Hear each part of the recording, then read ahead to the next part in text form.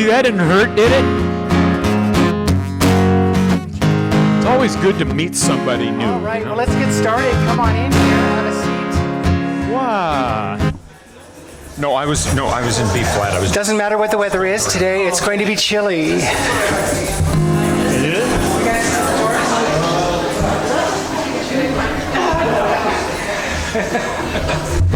Hand me that drink, please. I made the mistake of having a... Well, good morning, everybody, ladies and gentlemen, and everyone in between. Welcome to Sunday Assembly San Diego's 101st Assembly ever. Wow, that's amazing. We're on our second 100 assemblies. I can't wait for 200. You'll be here. We're having our 29th online assemblies, and just so we can be clear, because we have the people at home joining us on Zoom, and the people on Zoom, you're a Zoomblers. The people in the room are Roomblers. The Roomblers meet a Zoomblers. The Zoomblers meet a Roomblers. And Zoomblers, please turn and greet somebody next to you in a square next to you. It's like the break. All right, every assembly has a theme, and today's theme is T.M.I. And as always, we're going to go, before we, just a couple of housekeeping things. We do have a media-free zone over here, so we are digitally recording this event. So if you do not want to participate in that, sit over here with safety and assurance that you will not be recorded. And then we have childcare, and we actually have some children, so this is really good. We can watch kids 1.5 to up, so even if you just want to come here just to have a little respite from the kids on a Sunday morning, I think that's why my parents sent me to church, because I know they weren't really religious. So. And then the most important thing we're doing this morning is we're going to have a sing-along with Mr. Paul Svensson, who will be joined by Mr. Jeff Mangiapane, and they'll be doing the Element song by Tom Lehrer. No, not right now, we won't. That's not what we're starting with, is it? Yes. Oh, we are? Oh, well, okay, excuse me, we're not in B flat anymore. By the way, we have a bass player. Yay.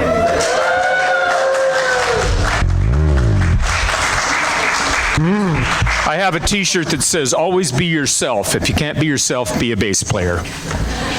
Okay, we're going to do this thing. And if you can't Please stand by. Musical professional will be with you in just a moment. Okay, so this is the Elements song. Do we have the lyrics, please? Let's see if we can pull this off. This is a song by Tom Lehrer. If you don't know Tom Lehrer was this incredible political satirical songwriter from the 50s and 60s, most popularly.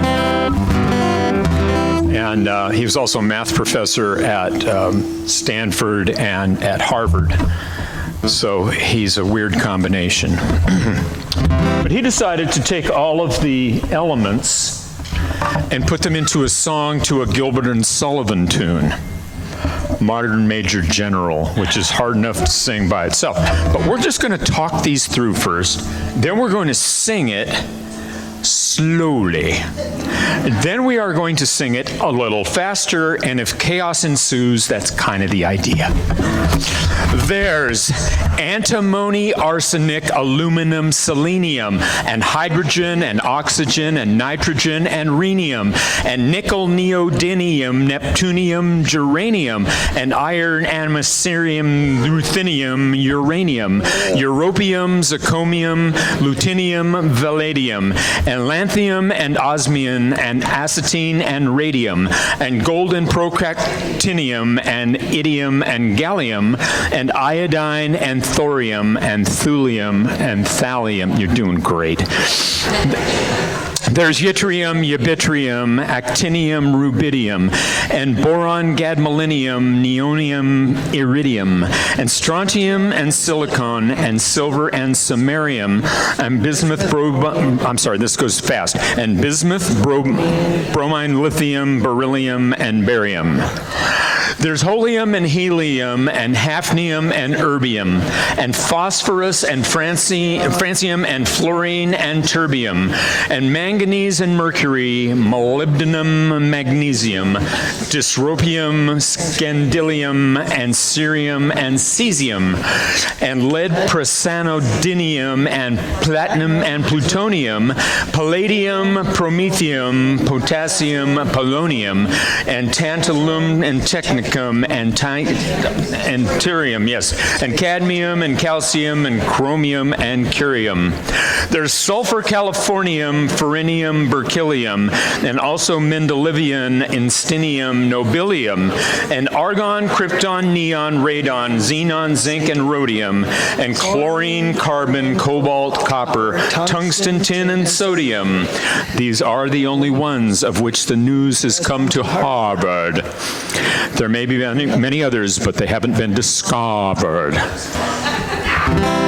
Okay, if you would like to win the internet today, I don't know what's going on with my guitar. Would you please hit the mute button? My guitar's misbehaving. We're going to sing this now. And you guys will be better than me. I have no idea what's going on here. Battery died? No, my battery's good. Then I'm just going to play loud. There's antimony, arsenic, aluminum, selenium, and hydrogen, and oxygen, and nitrogen, and rhenium, and nickel, neodymium, neptunium, germanium, and iron, americium, ruthenium, uranium, europium, zirconium, and lutetium, and nadium, and lanthium, and osmium, and acetine, and radium, and gold, and actinium, and helium, and iodine, and thorium, and thulium, and thallium. You're doing all right, let's go. There's yttrium, yttrium, actinium, rubidium, and boron, gadolinium, neon, and tin, and strontium, and silicon, and silver, and samarium, and bromine, lithium, beryllium, and barium. Not bad. You guys are giving it the old college try here, I've got to say.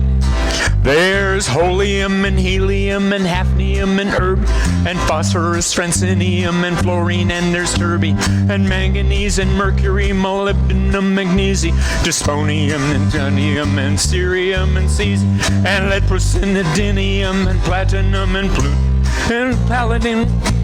Come on in and plutonium and tantalum and thorium and cadmium and chromium and calcium and curium. And there is sulfur, californium, ferrinium, berkelium, and also mendelevium, instinium, and nobelium, and argon, krypton, neon, radon, xenon, zinc, and rhodium, and chlorine, carbon, cobalt, copper, and sodium. These are the very ones of which the news has come to Harvard. There may be many others, but they haven't been discovered. Okay, now we're gonna kick it up a little bit. You guys are good. You guys give yourselves a hand, because you won't after this. Although if you really want to treat your ears sometime, listen to Tom Lehrer do it, because he does it about this fast. I can't do that. I can sing the auctioneer song, but I can't do that fast. But we're going to kick it up just a little bit. Let's all stand up and sing this thing. You know what? What the heck? Give it the old college try. I wish my guitar was working. Gosh dang it. Anyway, here we go.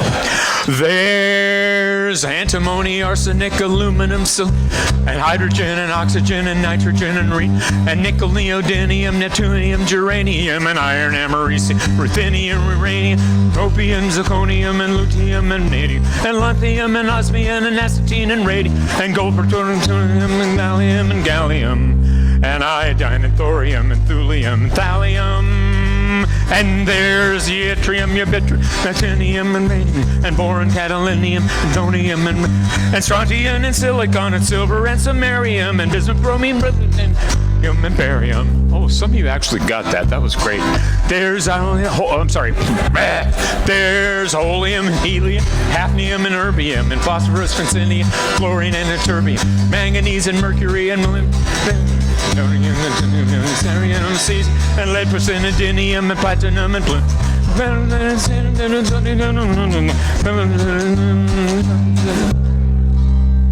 and cadmium, calcium, and chromium, and curium. Last verse, there's sulfur, californium, and ferrinium, berkelium, and also mendelevium, and instinium, and argon, krypton, neon, radon, human sodium. These are the very ones which the news has come to Harvard. There may be many others, but they haven't been discovered.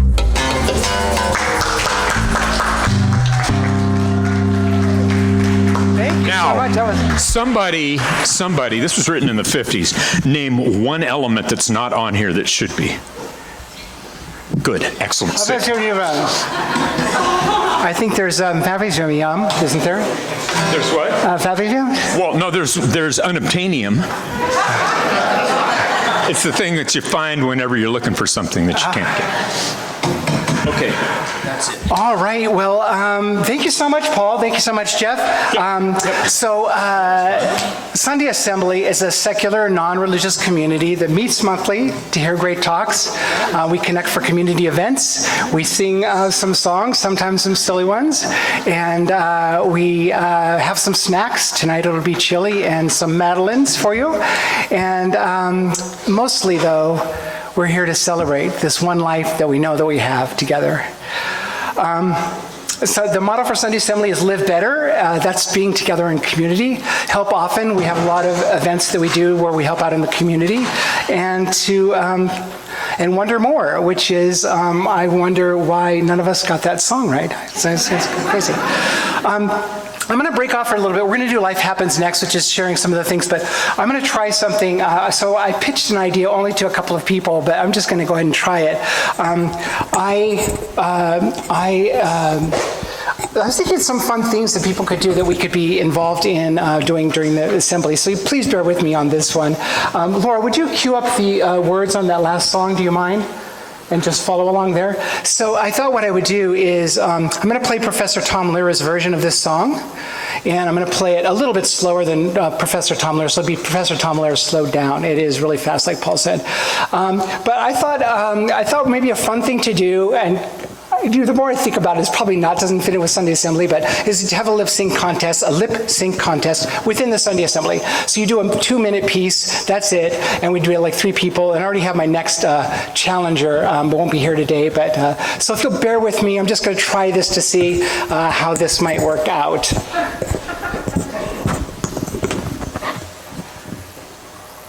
Let's see if I've got this correct.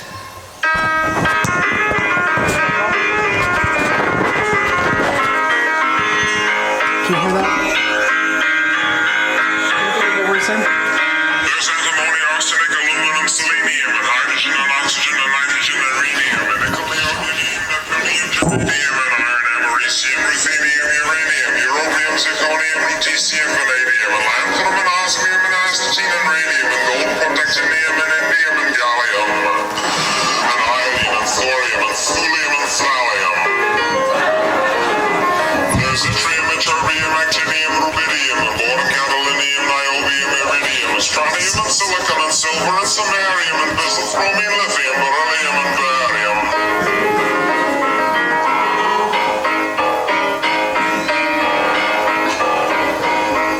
There's holmium, and helium, and hafnium, and erbium, and phosphorus, and francium, and fluorine, and terbium, and manganese, and mercurium, molybdenum, magnesium, dysprosium, and scandium, and cerium, and cesium, and lead, praseodymium, and platinum, plutonium, palladium, promethium, potassium, polonium, and tantalum, technetium, titanium, tellurium, and cadmium, and calcium, and chromium, and curium.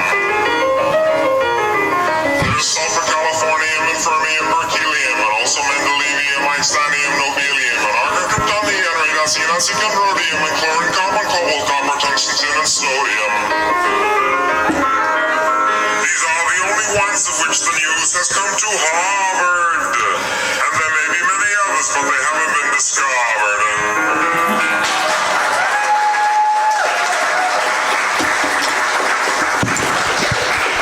So the point being that if you do decide to do this, it's okay to screw up. Because the worst thing that will happen at Sunday Assembly is somebody will say, good job. So we have some Life Happens. If I could have somebody give me the Life Happens cards, because I did not get those, that would be super helpful. I'll give you my own Life Happens while we're working on that, only because I'm stalling for time. I recently had foot surgery on January 20th to correct a very painful, thank you, a situation with my foot. I work at Costco Wholesale. I'll mention that later, so I'll tell you now. And I walk about 8 miles a day, and every step was painful. But I've had foot surgery, and I've just got my shoe on, and I'm able to rehab my foot now. So I've got 3.5 more weeks of rehab, and I'll be able to walk and hike and stuff like that. And I'm super excited about it. And I'll take some of you with me if you want to come. Thank you. This one is Life Happens from Camille. I hope you're joining us, Camille. Hello, if you're there. Camille is in Oregon. She has changed careers and is now working as a project manager. That's fantastic. Oh. Can't even say this one. Sorry. Jeremy, this is so cool. Today, Jeremy earned their bachelor's degree in psychology. Jeremy, where are you? Jeremy, that is so cool. Today, that's amazing. On a Sunday. Wait a minute. Terry's brother is hiking the Appalachian Trail, and he is a month into his journey, and he only has 1,900 more miles left to go. So we'll probably see him next week. He walks very fast. Also, Terry joined the Coronado Community Band for pleasure and to practice to hone his trumpet skills. Terry, where are you? Congratulations. You'll have to let us know when there are concerts and we can make an event out of it. That would be awesome. Today we have a reading, as we usually do. Help Happens. I'm sorry, I've skipped ahead. Help Happens today was Jennifer McCowan, who is our head of the Help Happens committee, helping often. And sorry, that will help. Thank you, audio professional. Here's the chair of our Community Service Committee, Jennifer McCowan.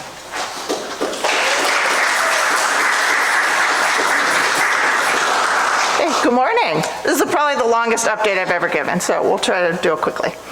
So on March 5th, we held our first beach cleanup of the year at our adopted beach at South Shores. In 2 hours, 10 assemblers removed 51 pounds of trash and recycling from the beach and park there. So thank you to everyone who showed up and helped. We did a great job in just 2 hours. On March 8th, we held our first Community Service Committee meeting since the start of the pandemic. We reviewed our current community service projects and came up with some great ideas for 2023. We are looking for new members to join the committee, so if you're interested, definitely come see me. If you are interested in participating, leading, or organizing, you don't have to lead something, you don't have to plan it, you can do any part of it, and we'd love to have you as part of the committee.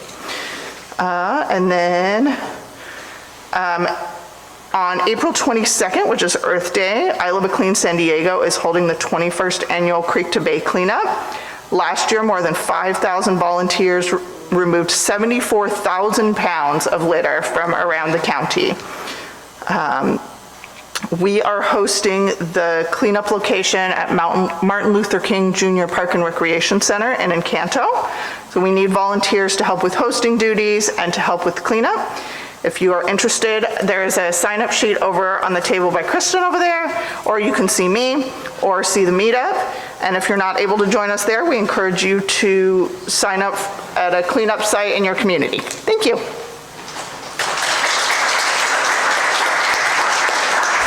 A record set, the longest one ever. Awesome, Jennifer, thank you so much. We have a reading today. The poem is called A Question of Influence by Tony Hoagland, read by Jeremy Grace, recent BS.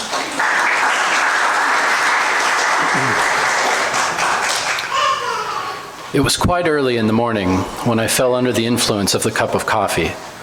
The coffee was under the influence of some sugar it had met a little earlier, and the caffeine and the sugar got together in a concerted way to influence my heartbeat, to bump and thrust a little faster, That's when I noticed how the sunlight just outside the kitchen window seemed to be influencing the cherry tree with its white aromatic blossoms, which were influencing the erotic coming of the bees, which must have been distantly influencing the New England honey industry.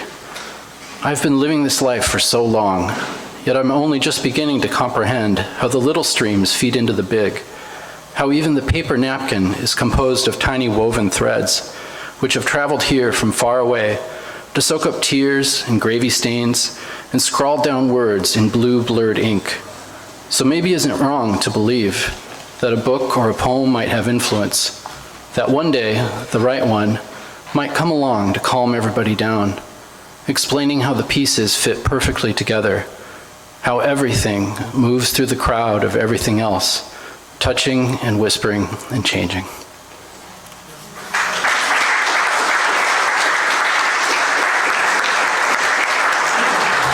Thank you so much, Jeremy. I love that poem. Our speaker today, Dr. Uma R. Karmarkar, combines methods from consumer psychology and behavioral economics with neuroimaging to develop theory-driven frameworks about how people make decisions that build from brain to behavior. She is an assistant professor at the School of Global Policy and Strategy and holds a joint appointment with the Rady School of Management at UC San Diego. At GPS, she teaches courses including marketplace behavior, survey methods, as well as marketing. And prior to joining UC San Diego, Karmarkar was a visiting professor at UC Berkeley's Haas School of Business and an assistant professor in marketing at the Harvard Business School. Please welcome Dr. Uma Karmarkar.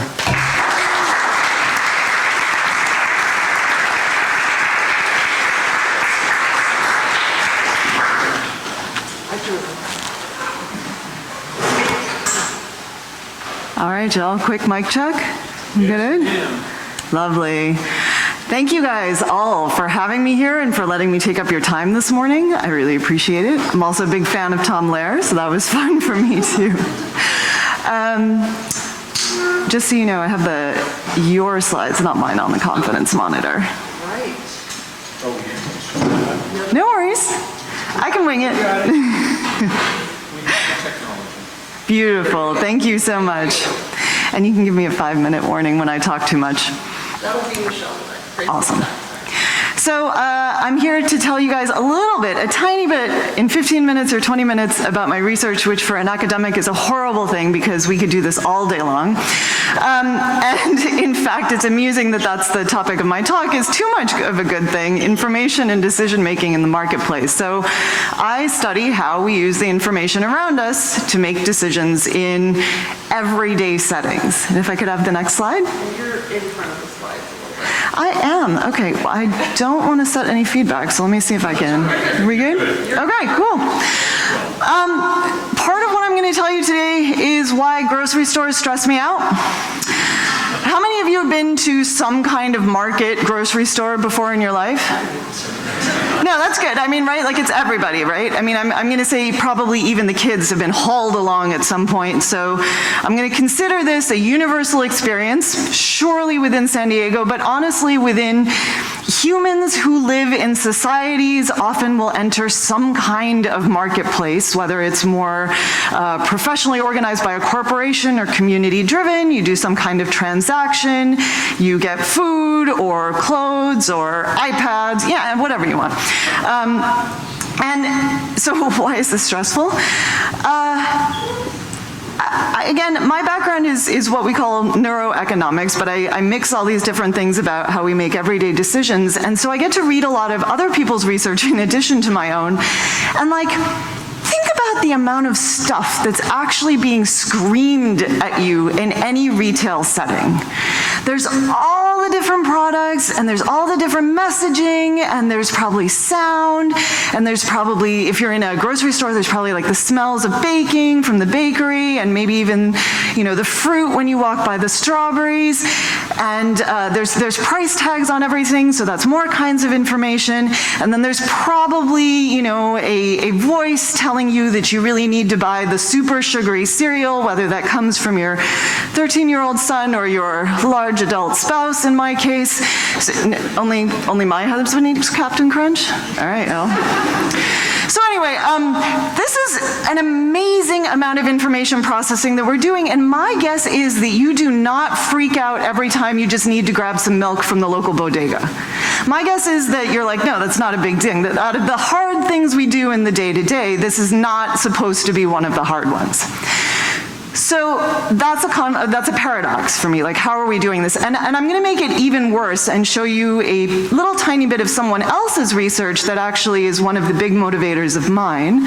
So if I can have the next slide. This is a brain scan study done by an acquaintance of mine, Anita Tusha, who's this brilliant neuroscientist up in Canada. And she put two groups of people in a brain scanner. And the first group of people, she showed a bunch of cars.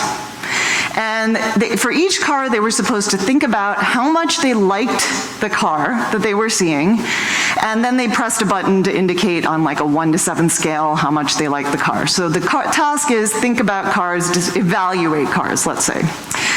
Second group of people, separate group of people, they go in the fMRI scanner or the magnetic resonance imaging scanner, and they're shown this white box, and the box kind of spins and periodically it opens, so one side of it disappears, like the one that you're seeing on the screen under group 2. And there is a car in the background image, but that's not the important part. What you're supposed to do in group 2 is to track that box as it spins and click a button when it opens. Yeah, there's cars there, but look, we just had to put something on the screen, that's irrelevant, focus on the box. Next slide, please. So after the scanning session, because scientists are evil, she gives everybody a pop quiz, and she says, look, I want you to see all these cars. They were on the screen when you were inside the brain scanner. I'd like you to tell us how likely you'd be to buy any one of these cars, right? So you see car number 1, you say how likely you are to buy it. One more slide, thank you. So we have group 1 who is thinking about how much they want to buy the cars. We have group 2 who's trying to track a little box on the screen. And Anita looks at the brain activity that showed up in both group 1 and group 2 when they were doing these tasks. So what did they have in common in their brains? And what she finds is that shared brain activity was able to predict the likelihood that they said that they would buy any one of those cars. Whether they were thinking about how much they liked the car, or whether they were doing this like visual task and the car just incidentally happened to be in the background. So I want to just like put that in regular words in terms of what Anita finds. Basically, and if I can have one more slide, when we walk around this market, in addition to all the other stuff that everyone's throwing at you, your brain's got a price gun on going like, that's cool, I'd totally get that, that looks amazing, I'm gonna buy that later. You're automatically tagging everything in the world somewhere subconsciously with how much you'd actually like to acquire that thing, with its value to you. That's one more thing to stress you out. So if you can click to the next slide. So like, if you actually can go into a grocery store and not end up like this, I mean, look at how many things are going on there. That's, again, an amazing thing to me, and that is not me, but it could be. Next slide, please. So again, this is mostly the motivation for why I think it's so amazing that we're capable of doing this. Grocery stores are a setting where we have way more information than we need to make decisions. We really just need a price and a product. And so I study how the brain responds to changes in the way that information is given to it, to how it manages large amounts of information, to the things that do or don't matter when we shop. So I'm going to teach you a little bit of my own research now, related to how our brain rewires itself with these two weird tricks, just like clickbait. So the first one is about when you spot the price, and the second one is whether you're deciding whether you're browsing products or buying them, and how your brain changes what it's doing to flip the ways that it adapts to the information around it. Next slide, please. I'll start with spot the price. So I want you to take a look at this picture. It happens to be a particularly, or the image of the mannequin has a specific gender representation, but let's just pretend it's more gender neutral. And suppose that you saw the mannequin and you saw the sweater the mannequin was wearing, the cardigan, and you're like, that looks awesome. I would totally be interested in buying that. This isn't the subconscious thing. You're actually actively thinking this. And so you might walk over to the mannequin and flip the price tag and say, okay, it's $49.99. Now you know the product, you know the price, you could head to the register or not to buy it. Now, you could also walk into that store, notice that there's a rack that says $49.99. You don't know exactly what's on it, but everything on that rack's gonna be $49.99. You flip through, you find the exact same sweater, you knew the price, you knew the product, you can decide whether you want to go to the register and buy it. Does it matter which process you went through? Because you have all the same information before you head to the register. I'm spoiling my own talk. You know it matters, right? Because otherwise I wouldn't be here. Okay, just checking. So next slide, please. So I also put people in an MRI scanner to study this. This is actually the faculty member at Stanford that I did this with. This was when I was in graduate school up there. That's Brian Knutson, and he's putting a Buddhist monk into the scanner to study meditation. I put, undergrads in the scanner to study shopping, totally the same thing. So what happens if you haven't seen one of these before, if you've managed to escape, an ACL tear or any other MRI people often go through, is that the person lies down on their back, they get slid into the bore of that cylinder, and that cylinder is the brain scanner, and then it generates pictures of your brain, kind of like what an X-ray would look like. Next slide, please. So what did people actually do when they were in that scanner? Well, I sent them shopping. Like, I gave them money, and they got to make real decisions about real products. So in the product context, they saw a product, then they saw its price, the product together with its price, and then am I still blocking my own slides? And then they got to choose whether or not they were going to buy it. Next slide, please. In the price context, they saw the price, and then the product together with its price, and then they got to decide if they wanted to buy it. One more. So both of these purchase decisions are really identical because they're happening when you see the product together with its price. One more, please. The brain scan information was taken when you had all of the information you needed. The only thing that changed is what you saw first. So we're in a product context or a price context. So the question then becomes, does price timing influence how we value products? And you can ask us in a couple of different ways. You can ask, how much did people like it? And how much were they willing to pay for it? So in terms of how much we like the products, whether the price comes first or second doesn't matter. We like things about the same whether we see the price first or whether we see the product first. And that's tracked by a brain area, in case you're interested, called the nucleus accumbens. It's deep in the center of the brain, so excuse me for getting a little gruesome, but if you sliced right down the middle here, right the front, you would get that view of the brain, and it's deep in the middle. So if you took again, I'm gonna get gross here. If you took two pencils and went in from my ears, it would be in the center of that picture right there, and the nucleus accumbens is straight in the center. If you've ever heard of like the pleasure area in the brain or the reward area of the brain, this is what we're talking about. Same response to noise-canceling headphones, whether you see the product or the price first. But when it came to how much you were willing to pay, a different brain area gets involved, a brain area that's involved in like estimating value and how it relates to economic principles. And that part of your brain cares like a lot about whether or not the price comes first, and for a really interesting reason. Now, I won't go into like 20 slides to walk us through all of the nuance of the brain data, but the summary is that the patterns of activity in this second worth economic value brain area flip in a way that suggests that the brain is making two different kinds of decisions depending on whether you see price or product first. So price flips our brain's shopping decisions from, do I like it, to, is it worth it? Now if you're buying champagne, this is the same question. Do I like it is the same question as, is it worth it? Because both of them are answered by how much you like champagne. Things get weird when you apply the do I like it question to things like batteries. No, seriously, how much do y'all like batteries? Right. Woo, batteries! But is it worth it is a very sensible question for batteries, right? Oh, this pack of AAAs is $3. That's one most people are pretty comfortable answering. So as a result, It's easier for us to buy products that have functional uses, what we call utilitarian products, when we see the price first, because it literally puts us in the right mindset. And so not only is this useful in understanding how the brain works, and for us as shoppers, understanding how we think about the decisions we make, but also for marketers and firms in terms of understanding how to make the decision process as sensible to us as possible so that we can make the decisions we want to make. That's weird trick number one. Weird trick number two relates to the differences, or lack thereof, between browsing and buying. So imagine that you're in the mall and you walk by a Nike store and you see the images or you see the stuff in the windows and you're like, oh, that's kind of cool.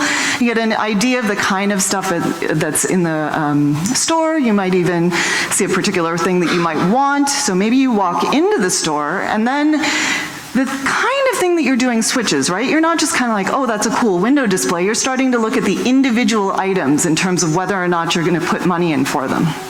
In both situations, you're paying a lot of attention to the different products that the store offers. But in one, you're really looking at the completeness of the whole thing, right? You're looking at the whole window, like, does it look cool? Is it interesting? In the other, you're trading off between items. Which one's the best? Which one do I like the most? Which one am I going to pay money for? So it wasn't clear to us whether the way we value things when we're browsing is the same as when we value things when we're buying. And that's something I wanted to study with my collaborator, Amitai Shenhav, who's at Brown University. So we did the most boring version of the shopping that we could possibly do. Again, people had real money, they could truly answer our questions, and they saw arrays of 4 products. And so these are all the same people in the brain scanner, and they see these groups of 4 products, and they either have to tell us how much they like these items, or which one of these items they'll choose. Now, notice that in each question, you see 4 products and you have to look at all of them to try and get some sense of what's going on.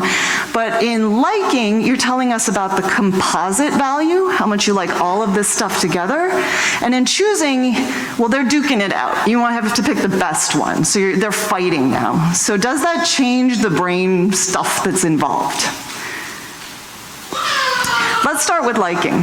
We actually don't know a lot about how we like sets of things. We know very little we know very little about how we browse things in terms of what the psychology of that is. So we wanted to look at what the brain was representing when we like things. Sorry, Laura, if I can grab one more. So there's a particular brain area that I mentioned in the last one, the nucleus accumbens, right? Pencils in the center, right? We got, okay. And that brain area, the reward center, is again what responds to how much people like things. So that's good because it means that across my research, I'm actually saying something sensible since we're seeing the same brain areas do the same things. Now, what else it showed, however, is that the brain activity in this particular area was the same whether people were saying how much they liked the set or how much they'd choose the set. And it was the same, as I said, as the ones before that we were seeing in the prior brain study in terms of how much people liked the item. Only here, the degree to which the brain activity went up in this area correlated with the average value of all the items in the set. So it wasn't like, oh, I really want that water bottle or the fondue set. It was saying, like, on average, I like all of these combined about 5 out of 6 or 5 out of 7. And that's kind of interesting. Remember what I said about Anita's work, where everybody's like walking around tagging all these things in the world? If we see items individually, we tag them as individual. If we're browsing a window, we actually smoosh them into an average, which is cool because, like I said, as I said, otherwise, how would we manage all those individual price tags coming at us all the time? So we're capable of saying, like, oh, this stuff all goes together. I'm just going to take the average value because I'm not having to choose one item. I just need to get a sense of whether it's even worth paying more attention to this. So whether you like or whether you choose, your brain's like, it is noticing all those values, just like Anita's work, but it's averaging them to give you some sensible sense of, like, is this a good store or not? Now, things get cool when we add choosing. So I'm going to take 1 second to unpack this picture just a tiny bit. The green stuff, and let me move out of my way of my own slides. I'm trying not to get too close to the speaker because I'll make a horrible squeaky sound. Now I'm in front of them. Awesome. I thought I meant my head was in there. All right. Okay, so the green stuff is the liking, right? The green stuff is the same, it's just a different view of the brain. This time I'm turning sideways, slicing my head this way. Nobody gets cut up in my scanner, right? This is just how the images look. But the green stuff is where the liking was. It's the same no matter whether we're liking or choosing. Only the red stuff is what's added when we're choosing. So liking, your brain's like, all right, this is a group of stuff, it's good enough, I like it enough, I go into the store, and then I recruit all this extra machinery to help me figure out which one's the best. And so this for us was very cool because what it effectively suggests is that yes, we value things similarly regardless of what marketers or stores throw at us, and we're willing to put in extra brain effort to make sure that when we pick things, we're picking the right ones. So we have different value systems even when we're looking at the same product, depending on what mode our brain is set in. So when you go into a store, however it's set up, if your approach yourself is different, like if the setting that your head is on when you go into the store is different, you're going to change the way the brain is processing the information out there. And if the way that the marketers send you the information is different, the types of questions you'll ask to make your decisions are also going to flip around a little bit. And that's why I think this is a cool thing to study, and that's why I appreciate the opportunity to share a little bit of that with all of you. And I just wanted to say thank you for the time again, and that if I don't see you in a bit for questions, you're always welcome to reach out. I'm at UCSD, and it's been a real pleasure to be here today.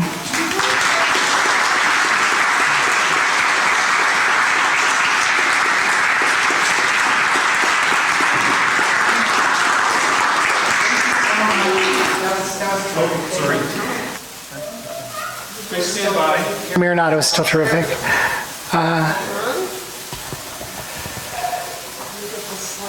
Yes.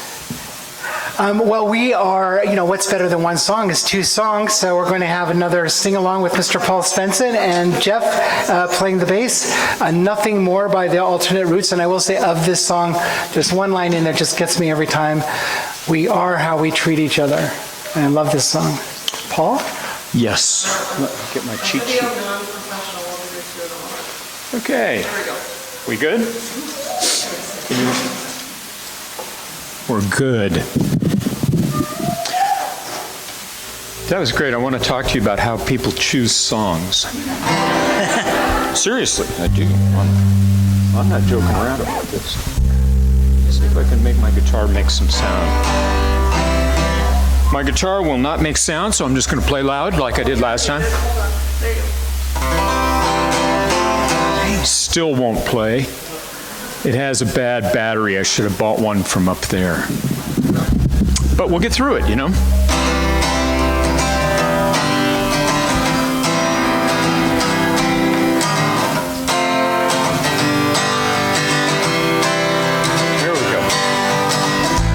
To be humble, to be kind. It is the giving of the peace in your mind. To a stranger, to a friend. To give in such a way that has no end. We are love. We are one. We are how we treat each other when the day is done. We are peace. We are war. We are how we treat each. Let's sing that chorus again. Let's do it. We are love. We are love. We are one. We are how we treat each other, and the day is done. We are peace. We are war. We are how we treat each other, nothing more. To be bold, to be brave. It is the thinking that the heart can still be saved. and the darkness can come quick. Oh, the dangers in the anger and hanging on to it. But we are love, and we are one. We are how we treat each other when the day is done. We are peace, and we are war. We are how we treat each other, nothing more. Tell me what it is that you see. A world that's filled with endless possibilities. Heroes don't look like they used to. They look like you do. We are love. We are one. We are how we treat each other when the day is done. We are peace. We are war. And we are how we treat each other. Let's sing that chorus one more time. Oh, we are love. We are one. We are how we treat each other when the day is done. We are peace. We are war. And we are how we treat each other. Nothing more. We are how. We are how we treat each other. Nothing more. Oh, we are how we treat each other. Nothing more.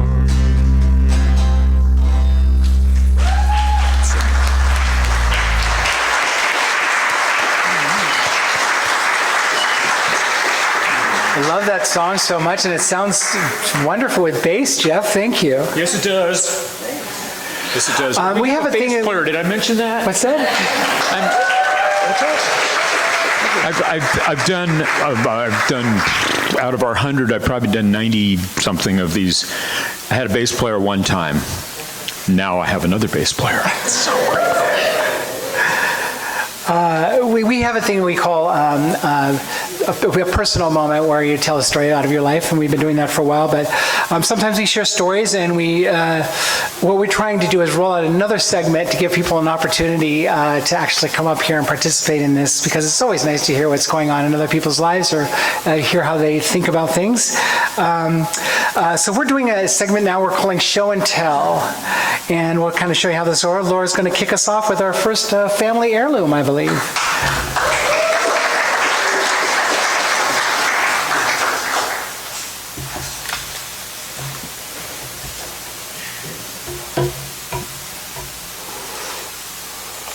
My Show and Tell by Laura Haywood, like I'm in fourth grade. Anyway. Okay, so quick note. This show may contain possibly irritating, old school, heteronormative, and sexist ideas. They're my grandparents. What are you going to do? Anyway. My grandfather is buried in Normandy. My mother still has the Purple Heart that the government gave to her mother. When my mother was 2 on her birthday, so the story goes, the men in uniforms came to Grandma's house to give her the news. They said that her husband had died in June on what would turn out to be my birthday. But this show and tell isn't about him. After my mother's father died, my young widowed grandmother married his younger brother. Haven't really asked the deep questions on that one, really. And she's dead now, so I can't ask. So my beloved grandpa was really my great uncle. After lying about his age to get into the military, he had been stationed in the Philippines for World War II, which tracks, since he had left home at 15 or 16 to jump trains or go wherever. So here's a photo of him in 1946 with his platoon. Now, I'm not knowledgeable about the military, so please excuse me if I get something wrong here. So see how the enlisted in the back have their hats a certain way, and the guys in the front have a very specific pose. So the officers in the front have a pose too, and hands on their legs, and the hats back on their heads, except for one joker. Next slide. Nope.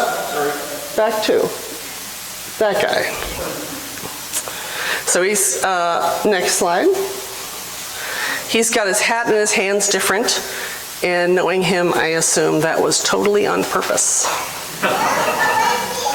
So after the war, my great uncle, hereinafter referred to as Grandpa, seamlessly became a father to my mom, and my grandparents had 2 more kids. Growing up, my grandfather was my favorite member of my family, and there's nobody in the audience that's a member of my family, so I feel okay saying that. Here's a photo. Next slide. The only topless photo of me you'll ever find. Okay. He was loving and accepting. He was funny. He was affectionate. He was a teacher. I felt more at ease with him than any of my other grandparents. He reminded me of Popeye. So look at those arms. Can you see him in a pipe and a sailor cap? He would even make the sometimes. My grandparents moved from Phoenix to the Ozarks. On their 100 acres, I would come and stay in the summer. He would take me with him on his pickup to feed the cows down a bumpy road. Everything would jiggle. The truck would bounce up and down. And you know that smell in a mechanic shop? It's like old oil, old tools. That smell still to this day reminds me of him every time. When my grandfather died from brain cancer, secondary to cancer of the esophagus, don't smoke, people, I was in grad school and I was gutted. He would never meet my wife. He would never meet my friends. He never saw my first car. He never took me with him to feed the cows ever again. When he died, my grandmother had him buried on the next available Saturday, which was April 1st. Gathered with my brother, my uncle, and my cousins the morning of the funeral at a local diner of the nearest bigger town, and by bigger town that means they finally got one Walmart. We joked that he would sit up out of the casket and tell us it's all a joke. The weekend of the funeral, my grandmother gave us grandkids stickies and asked us to put stickies on the items in the house that we wanted because she knew you couldn't take it with her, right? So this is the only piece I put my name on.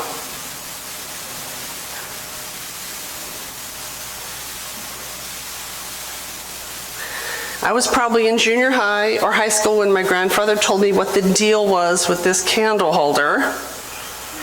He said it was a courting candle, and we looked that up. That's what it's called, a courting candle. It was for the young men who'd come to visit his daughters on the porch. He told me if you really liked the fellow, you left the candle all the way up. And if you didn't like the fellow,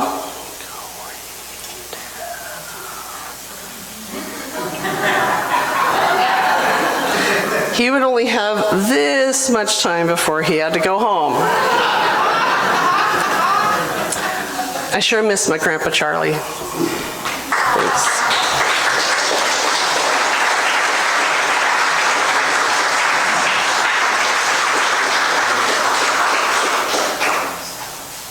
Thank you, Laura. That was a good first show and tell. Best one we had so far, for sure.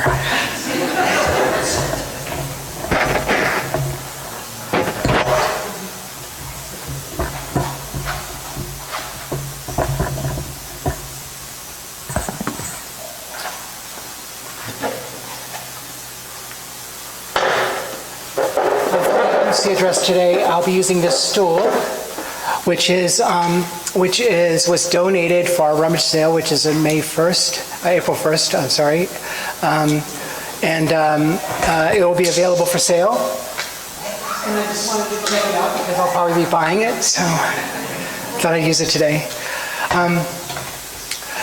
Our theme for today is T.M.I, which means too much information in internet parlance. That would mean when somebody says that they think the person is oversharing, or that they're saying information that should be kept personal. Or it could be somebody would say it if it made them uncomfortable. Somebody might say that. Or according to Dr. Karmarkar, if they go into the grocery store, which is quite true. I'm sitting on this stool today because for my MC address, I'd like to tell you about a lady that I met, and she was a lady. and the conversation that I had with her, and I've had tens of thousands of these conversations with people over the course of my career at Costco, but some of them have life lessons in them, and from her I learned the importance of having people in your life for whom no information about you is too much. Near my father's house in Boise, Idaho, there is a museum. It's called the War Hawk Museum, and it's exactly what you think it is. It's a museum of war. It has artifacts from the last 100 years of the United States at war all over the world, and it has vehicles and uniforms and armament and artillery and ammunition and medals, and they even have like a captured SS flag from World War II. But that's not, I go there frequently whenever I see my dad, but it's not the thing that I go to see.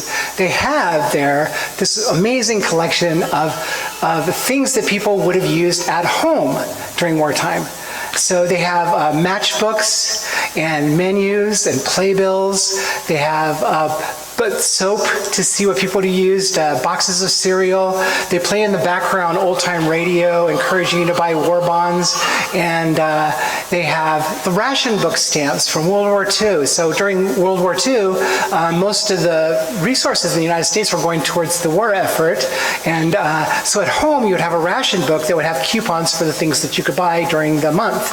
And for instance, you might have a 1 pound sugar coupon in there. And for me, these physical artifacts, no matter how much I hear about the time that was or what people went through or what I've seen in the movies, seeing these physical things really gives me a rounder idea of what life might have been like. For instance, when I think about the ration stamp and you have a pound of sugar, the person who ran the household, usually it would have been a woman at the time, might have allocated that sugar all the way down to the last tablespoon, how they were going to make it last for the time before they got their next coupon, with nothing to spare. I mean, I could see somebody worrying about how they were going to celebrate somebody's birthday, and maybe they can cut down the sugar a little bit just so they have enough for everything else for the rest of the month. And these kinds of things, I think, really help us understand better what it was like living at that time. And I think it's important to understand what it's like living in that time. For me, I find it fascinating, but also I think it's instructional for human beings to understand how other human beings adapted to the technology of the day, to the circumstances that they went through, and I think it really helps tell the story. So to tell the story of meeting this lady, I want to add into this archive of everyday things, something that they don't have there, which is anything from the dance halls of the day.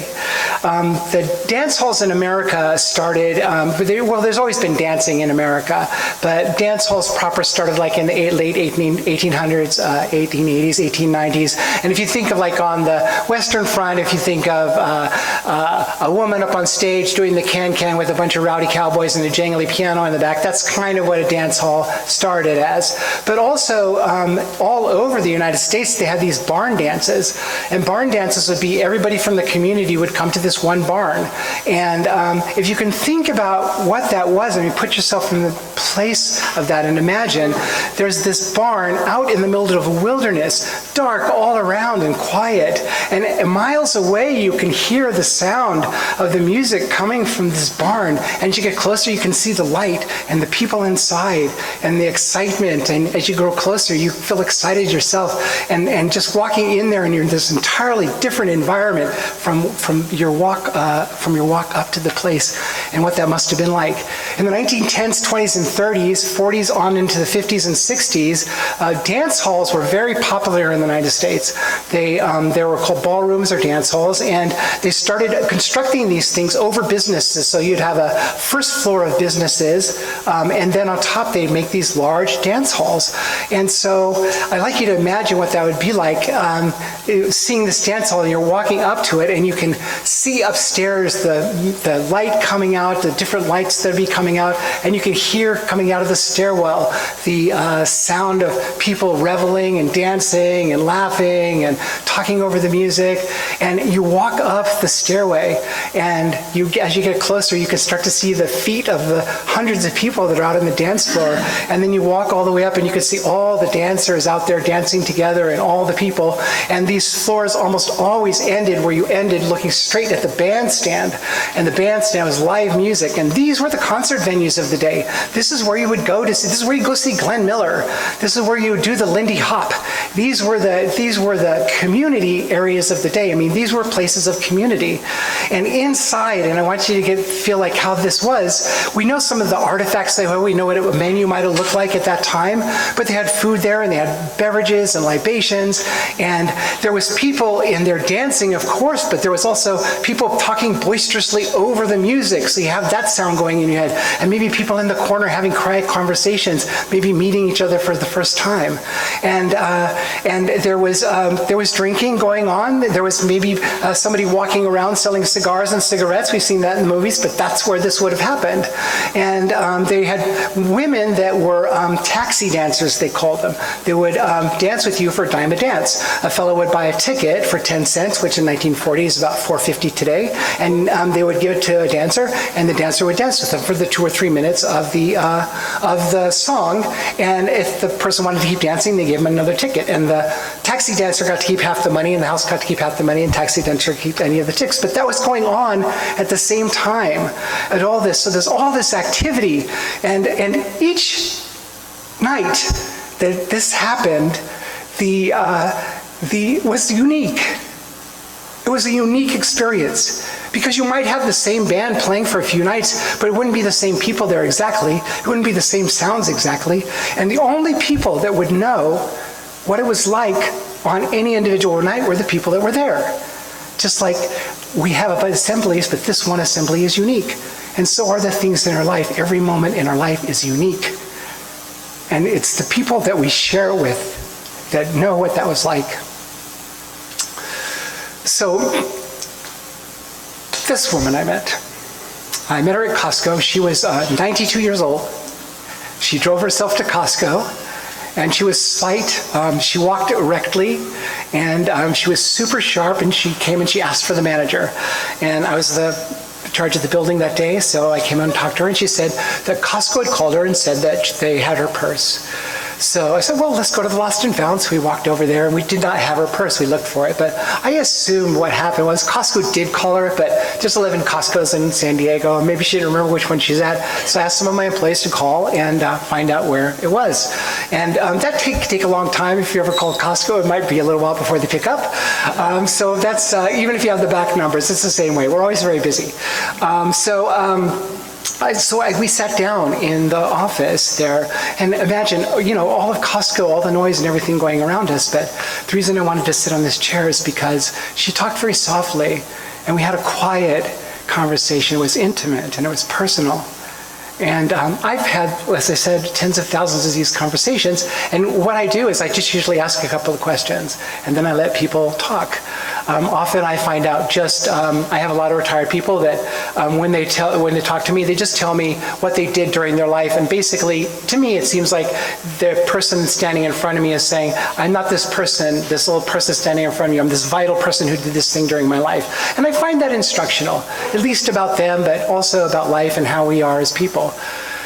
So I asked this lady, I said, how did you come to California? Did you grow up here in San Diego? Only question I asked her. And she said, no, she hadn't, that she was born in the Midwest, and that she came out to San Diego because she met her boyfriend. She met the man that she wanted to marry in a dance hall in Minnesota. And she said, once I met him, she said, that was it. And he was stationed out here in San Diego after World War II. This is about 1948 now. And so she came out against her parents' wishes, apparently, and to follow this boy out here to California. Like, that has happened many times, of course, since then. And they eventually got married, and she told me they had kids, but mostly what she talked about was going to the dance halls. Now, San Diego had a vibrant dance hall community. And some of these dance halls are still extant. Some of the buildings are, the dance halls aren't, but right at Park and Broadway, or 12th and Broadway, there's a big building there. When I used to go there, it was called the Billiard Hall. You'd walk upstairs and there'd be hundreds of billiard tables, and that's where ESPN did these billiard tournaments from. And but that was a dance floor. Where Sunday Assembly had our very first assembly, which was in Balboa Park at the Balboa Park Club, that was a dance hall. In City Heights, and there's some in IB, there's some in Pacific Beach, there's some downtown, there's one in El Cajon that was very popular with country western people that wanted to go to square dancing. But in City Heights, right across from the Tower Bar, so many of you may know that, the person who designed the Tower Bar also designed this dance hall, which is right above the second floor of the building across the street. In 2016, they refurbished it to its original beauty. It's all wood, it's gorgeous, and you stand in there, and it's just this big space, and you can imagine what it must have been like in the 40s and 50s, walking up to that building and seeing the lights coming out, and walking up the stairs and seeing the sound, and walking in, and now you're just immersed. And she said they would come with their friends, they'd go have dinner, and they'd go with their friends, and they'd go to these dance halls. And I just was imagining what it was like. And each one of these things were unique. This is the kind of thing that you would tell your people at work the next day, what it was like at the dance hall that night, what the band was like, we didn't have internet at the time. We just had word of mouth, and we would tell your friends what that was like, and maybe they'd go to the dance hall the next day, but it wouldn't be the same. So she was telling me about all the dance halls they went to and the dances they did. And eventually as she was talking, this took a little while. We had actually identified her purse earlier where it was, and we had an employee driving it over, so I kept her talking. She started telling me about the dances they did, eventually she wasn't talking to me anymore. I could see she was looking at the event. She was there. Just so touching. And I thought about those events, like they have their friends. And you know how it is with your friends that are your friends that know you? The ones that know you could not see them for 3 months or 3 years or 10 years. And as soon as you see them, you fall right into that conversation, that comfortable conversation, as if no time has passed. And we all have that, these people that know us. And while she was telling me the story, all of a sudden she stopped talking. And I could tell she was trying to control herself from crying. And I see a tear come out of her eye. And she said, eventually, I didn't say anything during this period of time. She said, I'm sorry to be so maudlin, but everybody's gone. So her friends are all past. She's outlived them. Her husband died several years ago. She's outlived her children. She doesn't have any relatives that are alive, just some younger nieces and nephews. And I had never thought about that before. I planned on living a long life, but I hadn't thought about that, what it would be like to lose your friends and your family and the people that know. But I thought the thing that hit me was it wasn't just losing the friends and the family and people you know, it's losing the people who know who you are. Losing the people who know who you are, who know you.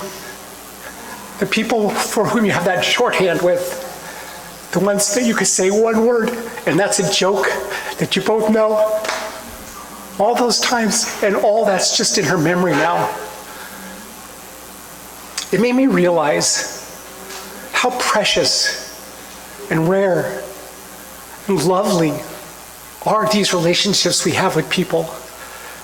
Billions of people in the world, and yet there'll be one or two, maybe, if we're very lucky, that we have that, where they know us, where we could tell them anything about ourselves without holding back, and they know us. So for me, even though I was working for Sunday Assembly at the time, and I already had a strong sense of how important it is to have community, especially for people that may not have a community or may not feel comfortable in the community. I never felt comfortable in any other group. Being transgendered, I never felt like there was any place I go. And being non-religious, I didn't know that I didn't feel like I couldn't say the words that I needed to say to be part of a group until I found Sunday Assembly. But even then, it really codified for me how important it is and how how important and how rare these relationships are, and how important it is to cultivate them, to maintain them, to reach out and touch these people that are those people in our lives.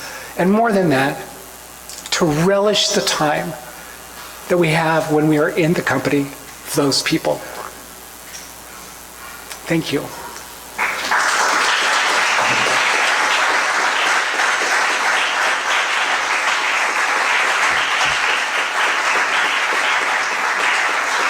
And now we will take a moment of silent reflection.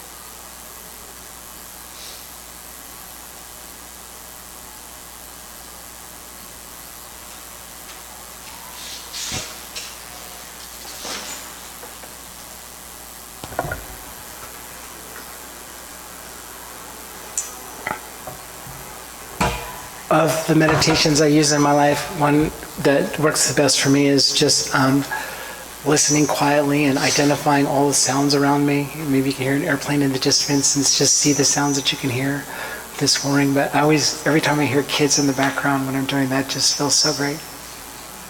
Love that. We're going to talk about what's coming up next. I think, Kristen, you're going to come up and help me with that.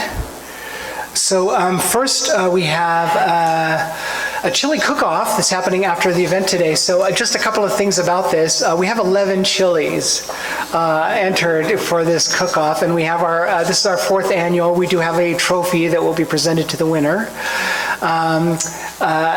Something I'm going to ask just in terms of getting this done quickly, because we're finishing this assembly when we do, probably about, the chili cook-off starts at 12:30, and we're going to finish right about 12:30. So as not to keep all of you non-judges waiting for too long, I'm going to ask the people that are judges to head right to the back to the chili tasting, and we'll get that started right away. And if you do want to be a judge, to see Lynn, who's right back there, or you can see me, and it's $10 to be a chili judge. It's a donation to Sunday Assembly, but you'll be able to taste all the chilies. And then as soon as the judges have had a chance to taste all the chilies, we'll open up 11 chilies to everybody. We'll see how much of these 56 people can consume of 11 chilies. I think there will be some chili left over, so. Kristen? All right. Thank you. And I know one of the Zoomblers is rushing over here to be part of the chili cook-off. Really, truly. So, but anyway, my announcement is that our rummage sale, our annual-ish rummage sale, is coming up. It's April 1st, and we're taking your beloved donations, items here, if you have them today. And thank you to anyone who brought stuff. And you can also see me afterwards, and we can, if you have stuff at home that you haven't brought, I can tell you where you can bring them. And please come to the rummage sale, Saturday, April 1st, to rummage through other people's beloved items, and you might be able to find some great things. I found some really great things last year. And tip of the hat to Mimi. I don't think she's here today, is she? She is. Oh, she is, right there. Hi. She started the whole rummage sale thing. What time are we starting at? 7, but come early if you want. You can, yeah, well, officially 7, but then, there's people who show up even earlier, but that's always a little bit problematic because we haven't finished putting all the prices on things always. So, but anyway, okay, and we'll transition here. We love our rummage sale because we raise a lot of money there. It really helps put us into the black with our all of our expenses for the year. I'm the chair of the finance committee, and I know this to be true. We also love your donations. You know, we have like cash jars around, and we also love having, you can use your QR code that's in the program. We love anytime donations, and we love monthly donations, because then we kind of know how much money to count on. And every penny counts, every penny's counted, and yep, there's that QR code. Shall I just do the wave now, since I've got them? Oh, croquet, thank you. I was turning, anyway, croquet is in May. April 8th, Saturday, April 8th. I should know this. I made the meetup. It's from 3 to 5. I love croquet. It's fun. We're kind of silly there. It's you can wear a fancy croquet outfit if you want, and it's at Liberty Station. And we'll make our own croquet course, and we have lots of fun, and we have some snacks, or you can bring some snacks. So please come. And how about we go to you? Yeah, please do come to that. It is super fun. If you don't know how to play croquet, don't worry. You'll still have a good time. So we're hosting a music event. So at the Casbah, which is San Diego's local venerable dive bar, where everybody who is anybody has played, we have Dance Manco night. So Dance Manco is a cross between flamenco and disco. Who's playing that night is Paco Versailles. Paco Versailles is two people, so you have electronic guitar with a lot of you have electronic acoustic guitar and electronic guitar with a lot of electronic music, but it's really, really fun, and that's going to be a great event, and you'll be on your feet the entire time because the Casbah doesn't have seats. So. And that is on April 22nd. We'll be meeting out on the April 27th. That's what I said. You just heard it wrong. And that's my event. But that was suggested by one of our assemblers, Babs, and she's my co-host.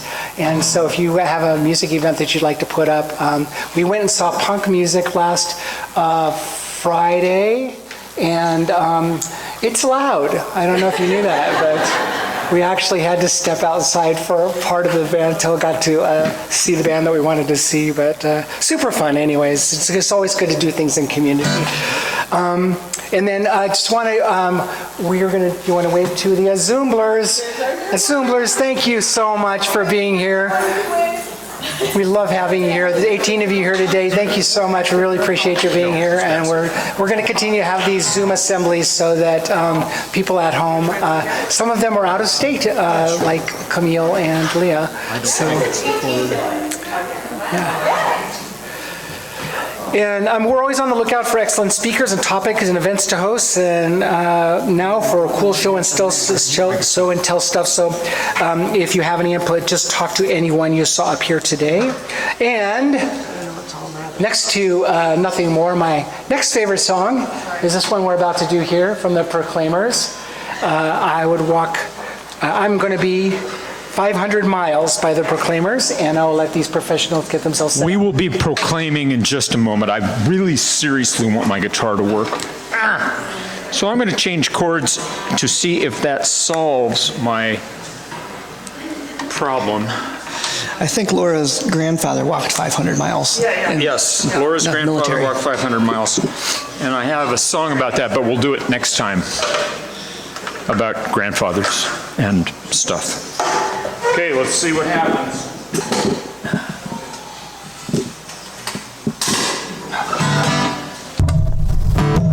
Yep, bad chord. Okay, you could turn me down there. Oh, I can do it. I can do it here. All right, here we go. You guys know this song, right? Please stand. Those who are willing to make a lot of noise. And I can find my song. I'm sorry, you guys. I'm just keep recovering before. Please stand by. A musical professional will be with you. Whoa! Now it works.